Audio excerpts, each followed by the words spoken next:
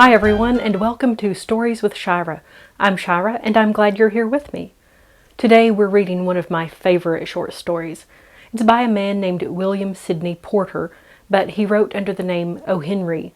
We'll read more of his stories in the future, but this is my favorite, and I hope you'll like it too. Now, for any parents listening, if you have boys, you might sympathize with the main characters of our story today. My husband is the oldest of 3 boys, and when he was little, his mother always worried that the boys would be kidnapped. My husband was quick to reassure her. He said, "Mama, they'll bring us back." When he told me about that, I was delighted to introduce him to the story I'm telling you today, The Ransom of Red Chief. Ready? It looked like a good thing, but wait till I tell you. We were down south in Alabama, Bill Driscoll and myself, when this kidnapping idea struck us. It was, as Bill afterward expressed it, during a moment of temporary mental apparition, but we didn't find that out till later. There was a town down there as flat as a flannel cake, and called Summit, of course. It contained inhabitants of as undeleterious and self-satisfied a class of peasantry as ever clustered around a maypole. Bill and me had a joint capital of about $600, and we needed just $2,000 more to pull off a fraudulent town lot scheme in western Illinois. We talked it over on the front steps of the hotel. Philoprogenitiveness, says we, is strong in semi-rural communities. Therefore, and for other considerations, a kidnapping project ought to do better there than in the radius of newspapers that send reporters out in plain clothes to stir up talk about such things. We knew that Summit couldn't get after us with anything stronger than constables and maybe some lackadaisical bloodhounds and a diatribe or two in the weekly farmer's budget. So it looked good. We selected for our victim the only child of a prominent citizen named Ebenezer Dorset. The father was respectable and tight, a mortgage fancier, and a stern, upright collection plate passer and forecloser. The kid was a boy of 10 with basically freckles and hair the color of the cover of the magazine you buy at the newsstand when you want to catch a train. Bill and me figured that Ebenezer would melt down for a ransom of $2,000 to a cent. But wait till I tell you. About 2 miles from Summit was a little mountain covered with a dense cedar brake. On the rear elevation of the mountain was a cave. There we stored provisions. One evening after sundown, we drove in a buggy past old Dorset's house. The kid was in the street, throwing rocks at a kitten on the opposite fence. "Hey, little boy," says Bill, "would you like to have a bag of candy and a nice ride?" The boy catches Bill neatly in the eye with a piece of brick. "That will cost the old man an extra $500, says Bill, climbing over the wheel. That boy put up a fight like a welterweight cinnamon bear, but at last we got him down in the bottom of the buggy and drove away. We took him up to the cave and I hitched the horse in the cedar brake. After dark, I drove the buggy to the little village 3 miles away where we had hired it and walked back to the mountain. Bill was pasting court plaster over the scratches and bruises on his features. There was a fire burning behind the big rock at the entrance of the cave, and the boy was watching a pot of boiling coffee with 2 buzzard tail feathers stuck in his red hair. He points a stick at me when I come up and says, "Ha! Cursed paleface! Do you dare to enter the camp of Red Chief, the terror of the plains?" "He's all right now," says Bill, rolling up his trousers and examining some bruises on his shins. "We're playing Indian. We're making Buffalo Bill's show look like magic lantern views of Palestine in the town hall. I'm old Hank the Trapper, Red Chief's captive, and I'm to be scalped at daybreak. By Geronimo, that kid can kick hard." Yes, sir, that boy seemed to be having the time of his life. The fun of camping out in a cave had made him forget that he was a captive himself. He immediately christened me Snake-Eye the Spy, and announced that when his braves returned from the warpath, I was to be broiled at the stake at the rising of the sun. Then we had supper, and he filled his mouth full of bacon and bread and gravy, and began to talk. He made a during dinner speech, something like this. "I like this fine. I never camped out before, but I had a pet possum once, and I was 9 last birthday.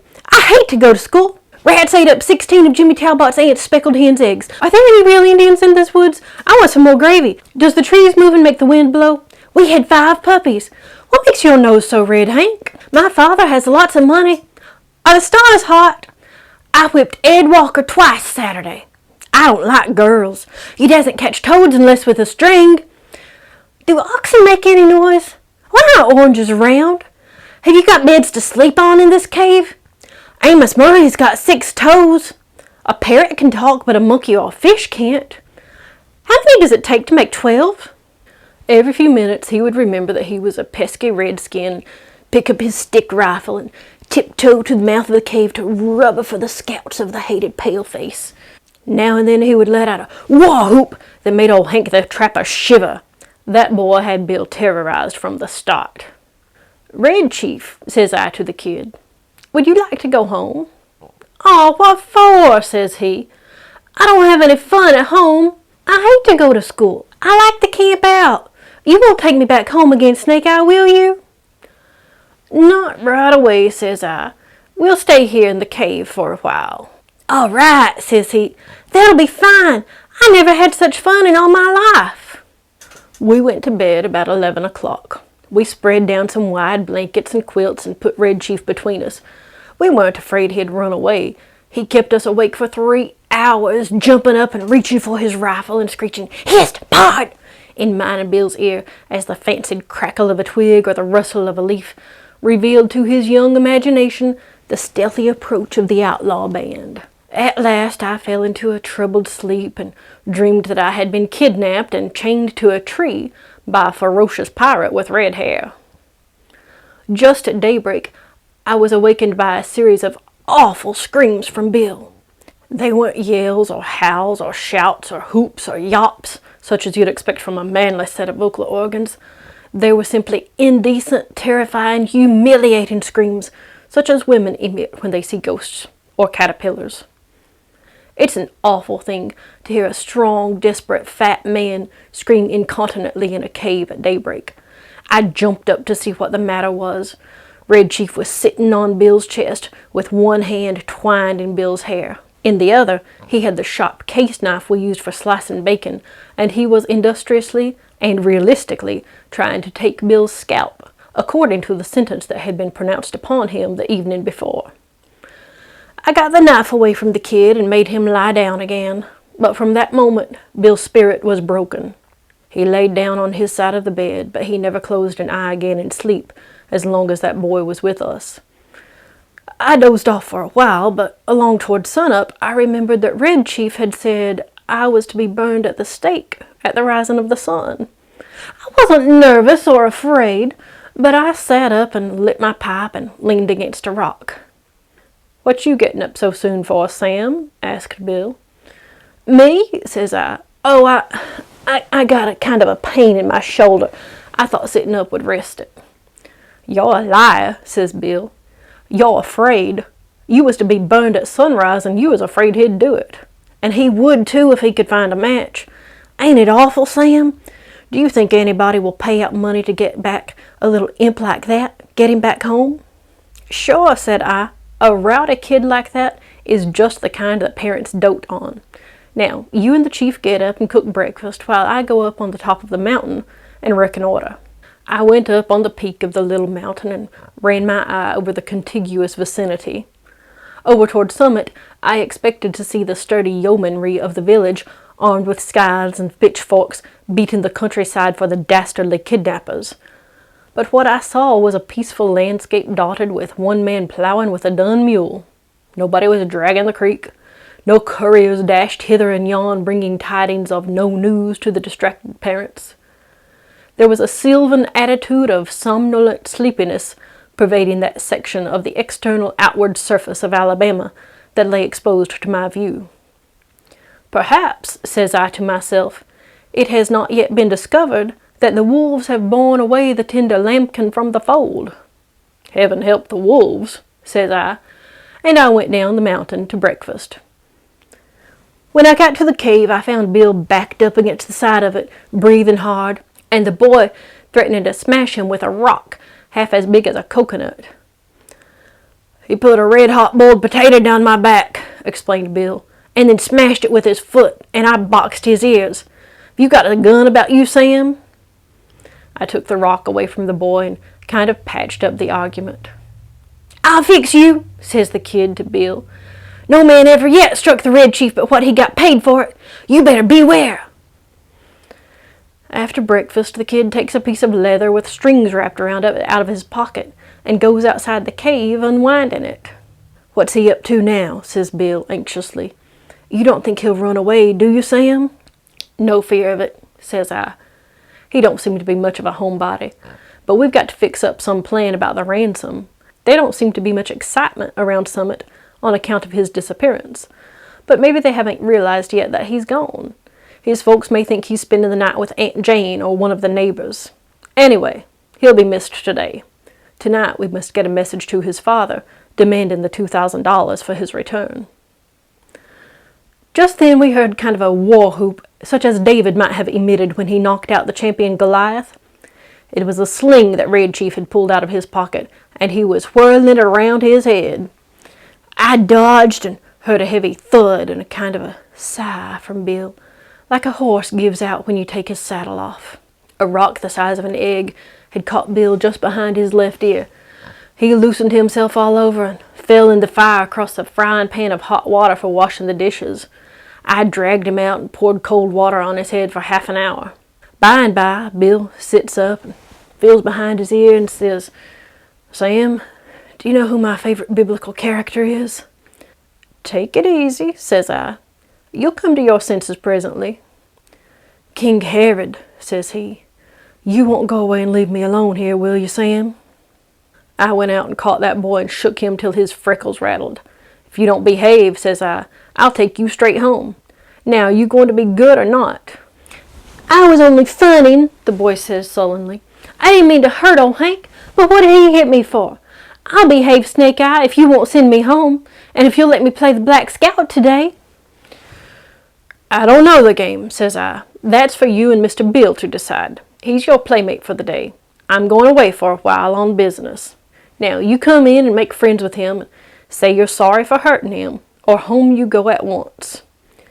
I made him and Bill shake hands, and then I took Bill aside and told him I was going to Poplar Cove, a little village 3 miles from the cave, and find out what I could about how the kidnapping had been regarded in Summit.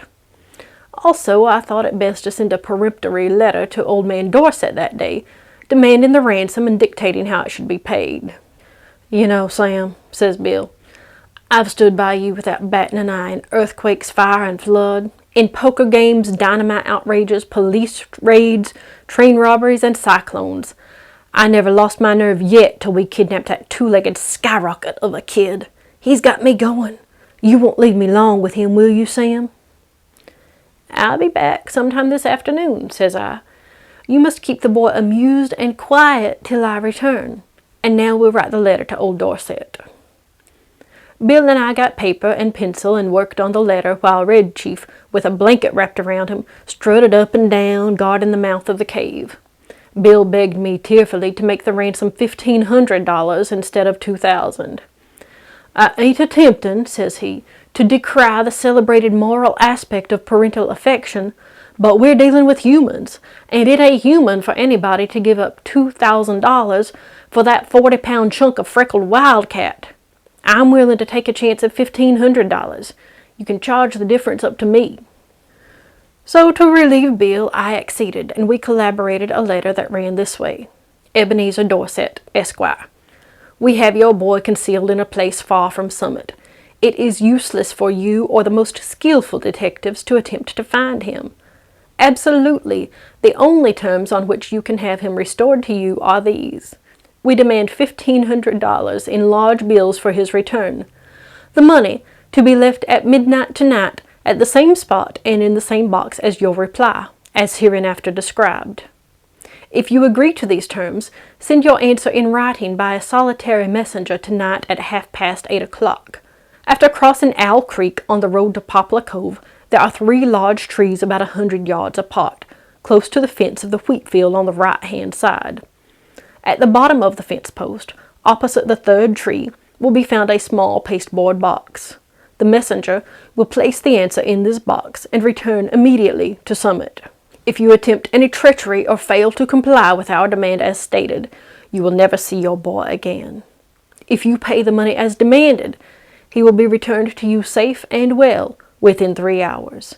These terms are final, and if you do not accede to them, no further communication will be attempted. 2 desperate men. I addressed this letter to Dorset and put it in my pocket. As I was about to start, the kid comes up to me and says, "Oh, Snake Eye, you said I could play the Black Scout while you were gone." "Play it, of course," says I. "Mr. Bill will play with you. What kind of a game is it?" "I'm the Black Scout," says Red Chief, "and I have to ride to the stockade to warn the settlers that the Indians are coming. I'm tired of playing Indian myself. I want to be the Black Scout." "All right," says I. "It sounds harmless to me. I guess Mr. Bill will help you foil the pesky savages." "What am I to do?" asks Bill, looking at the kid suspiciously. "You are the hoss," says Black Scout. "Get down on your hands and knees. How can I ride to the stockade without a hoss?" "You better keep him interested," said I, "till we get the scheme going. Loosen up." Bill gets down on his all fours, and a look comes in his eye like a rabbit's when you catch it in a trap. "How far is it to the stockade, kid?" he asks in a husky manner of voice. 90 miles, says the Black Scout, "and you have to hump yourself to get there on time. Whoa now!" The Black Scout jumps on Bill's back and digs his heels in his side. "For heaven's sake," says Bill, "hurry back, Sam, as soon as you can. I wish we hadn't made the ransom more than 1,000. Say, you quit kicking me or I'll get up and warm you good." I walked over to Poplar Cove and sat around the post office and the store, talking with the chawbacons that came into trade. One Whiskerando says he hears Summit is all upset on account of Elder Ebenezer Dorset's boy having been lost or stolen.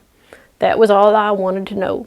I bought some smoking tobacco, referred casually to the price of black-eyed peas, posted my letter surreptitiously, and came away. The postmaster said the mail carrier would come by in an hour to take the mail on to Summit. When I got back to the cave, Bill and the boy were not to be found. I explored the vicinity of the cave and risked a yodel or two, but there was no response. So I lighted my pipe and sat down on a mossy bank to await developments. In about half an hour, I heard the bushes rustle and Bill wobbled out into the little glade in front of the cave. Behind him was the kid, stepping softly like a scout, with a broad grin on his face. Bill stopped, took off his hat, wiped his face with a red handkerchief. The kid stopped about 8 feet behind him. "Sam," says Bill, "I suppose you'll think I'm a renegade, but I couldn't help it. I'm a grown person with masculine proclivities and habits of self-defense, but there is a time when all systems of egotism and predominance fail. The boy is gone. I have sent him home.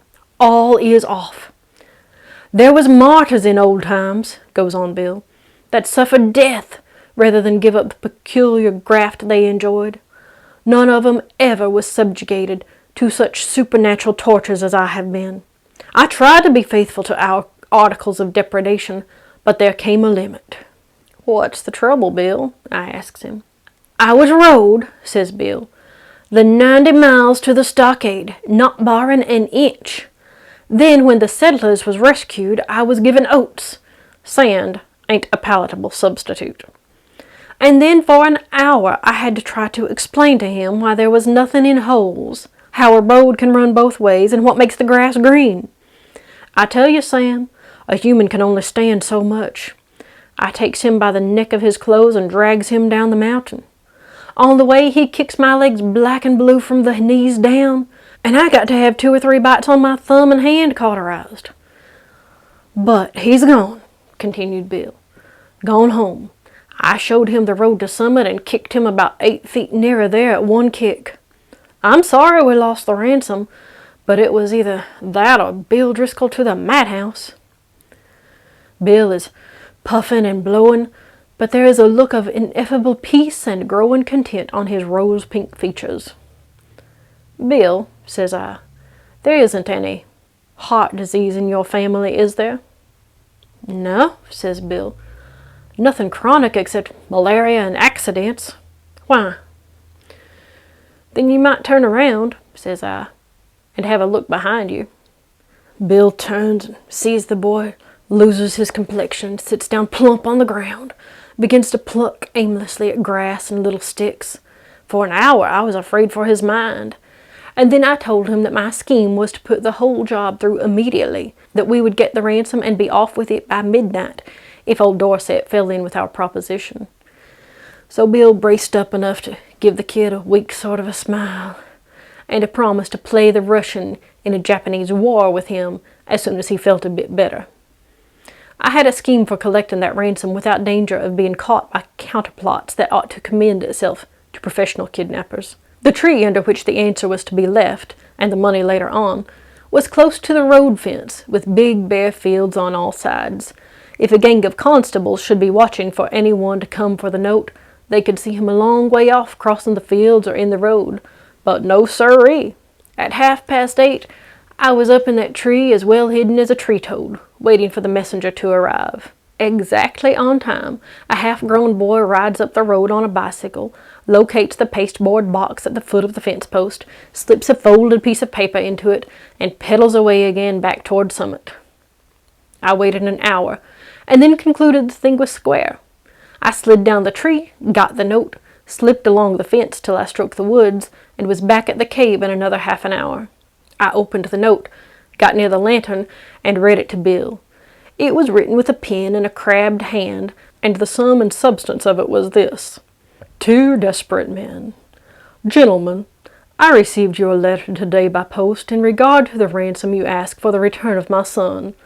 I think you are a little high in your demands, and I hereby make you a counter proposition which I am inclined to believe you will accept. You bring Johnny home and pay me $250 in cash, and I agree to take him off your hands. You had better come at night, for the neighbors believe he is lost, and I couldn't be responsible for what they would do to anybody they saw bringing him back. Very respectfully, Ebenezer Dorset." "Great pirates of Penzance," says I, "of all the impudent—" But I glanced at Bill and hesitated. He had the most appealing look in his eyes I ever saw on the face of a dumb or a talking brute. "Sam," says he, "what's $250 after all? We got the money. One more night of this kid will send me to a bed in Bedlam. Besides being a thorough gentleman, I think Mr. Dorset is a spendthrift for making us such a liberal offer. You ain't going to let the chance go, are you?" "Tell you the truth, Bill," says I, "this little he-you lamb has somewhat got on my nerves, too. We'll take him home, pay the ransom, and make our getaway." We took him home that night. We got him to go by telling him that his father had bought a silver-mounted rifle and a pair of moccasins for him, and we were going to hunt bears the next day. It was just 12 o'clock when we knocked at Ebenezer's front door. Just at the moment when I should have been abstracting the $1,500 from the box under the tree, according to the original proposition, Bill was counting out $250 into Dorset's hand. When the kid found out we were going to leave him at home, he started up a howl like a calliope and fastened himself tight as a leech to Bill's leg. His father peeled him away gradually, like a porous plaster. "How long can you hold him?" asks Bill. "Not as strong as I used to be," says old Dorset, "but I think I can promise you 10 minutes. "Enough," says Bill. "In 10 minutes I shall cross the central, southern, and middle western states, and be legging it trippingly for the Canadian border." And as dark as it was, and as fat as Bill was, and as good a runner as I am, he was a good mile and a half out of Summit before I could catch up with him.